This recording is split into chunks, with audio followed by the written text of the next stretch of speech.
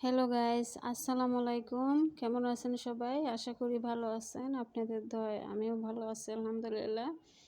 আজ আমি আপনাদেরকে চাপা শুটকি ভর্তা দিয়ে চাপটি বানিয়ে দেখাবো। এই দেখুন, আমি এভাবে চাপটি বানিয়ে নিয়েছি ভিতরে ভর্তা দিয়ে। খুবই স্বাদ হয় খেতে।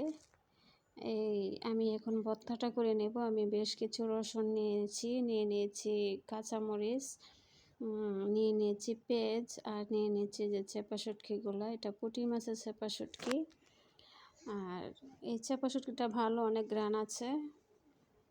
একটা কড়াই নিয়ে আমি দিয়ে মরিচ আর রসুনগুলো দিয়ে দিচ্ছি।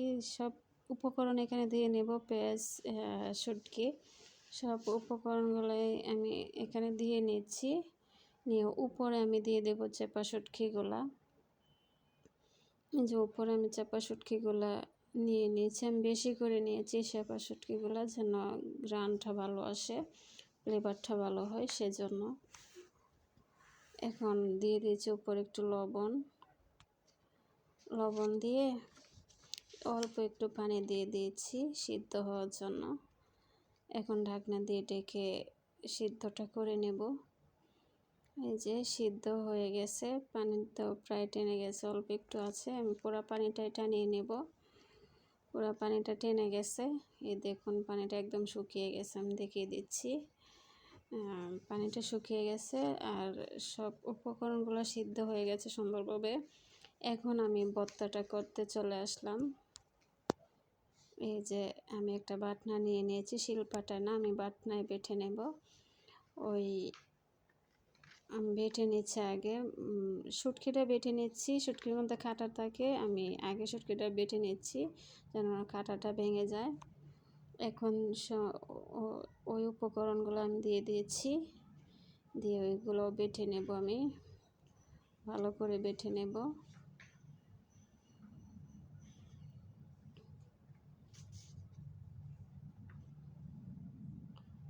বাটাটা প্রায় হয়ে গেছে। এখন আমি একটু হাত দিয়ে মধ্যে নেব আর কি, হাত দিয়ে মিশিয়ে নেব। হাত দিয়ে এভাবে মিশিয়ে নেব। এই ভর্তাটা ভাত দিয়েও খেয়েছিলাম, খুবই টেস্ট হয়েছিল। আবার চাপটি বানিয়েছি, খুব মজা হয়েছিল খেতে। এখন আমি একটা বাটিতে উঠিয়ে নেব ভর্তাটা নিয়ে। আমি এখন চাপটি বানাতে চলে আসলাম। আমি চাপটিটা রাত্রের বেলা বানিয়েছিলাম, ভর্তাটা বানিয়েছিলাম দুপুরবেলা, আর চাপটিটা বানিয়েছিলাম রাত্রে, এই জন্য একটু অন্ধকার লাগছে।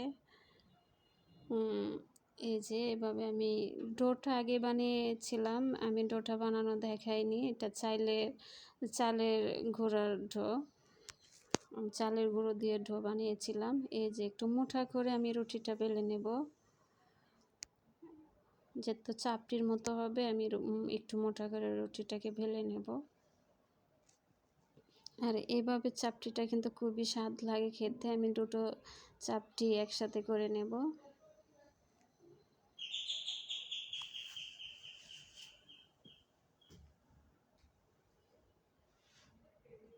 এই যে এখন আমি একটা চাপটিতে আমি ভর্তাটা এভাবে দিয়ে দিচ্ছি। আমি পুরো চাপটিটা দিয়ে আমি ভর্তাটা এভাবে মিশিয়ে মানে ছড়িয়ে ছিটিয়ে দিচ্ছি। এভাবে পুরো চাপটিটাতে ভর্তা দিয়ে এখন আমি উপরে আরেকটা চাপটি দিয়ে দেব, মানে আরেকটা রুটি দিয়ে দেবো আর কি। দিয়ে এই যে দেখুন, আমি আরেকটা রুটি দিয়ে দিয়েছি। দিয়ে আমি এভাবে মুড়িয়ে দিয়ে দিচ্ছি, মানে এভাবে সিল করে দিচ্ছি যেন ভর্তাটা মানে দুটো চাপটি একসাথে মিশে থাকে, খুলে না যায়। এই জন্য এভাবে সিল করে দিচ্ছি। আর এই চাপটিটা কিন্তু খুবই স্বাদ লাগে খেতে, মানে এটাকে অনেকে শুটকি পিঠাও বলে। খুবই কিন্তু মজা লাগে খেতে। আমি আরেকটু বেলুন দিয়ে বেলে নিচ্ছি, নিয়ে আমি ভাজতে চলে যাব।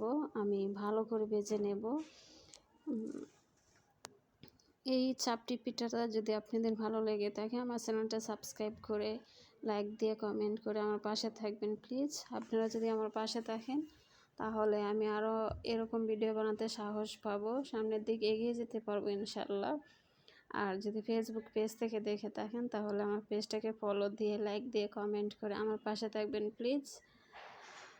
আর পিঠাগুলো কেমন হয়েছে কমেন্টে জানাবেন। আর এটা শুটকি পিঠা, খুব ভালো লাগে খেতে। যারা শুটকি প্রেমী তারাই বলতে পারবে পিঠাটা কেমন হয়েছে।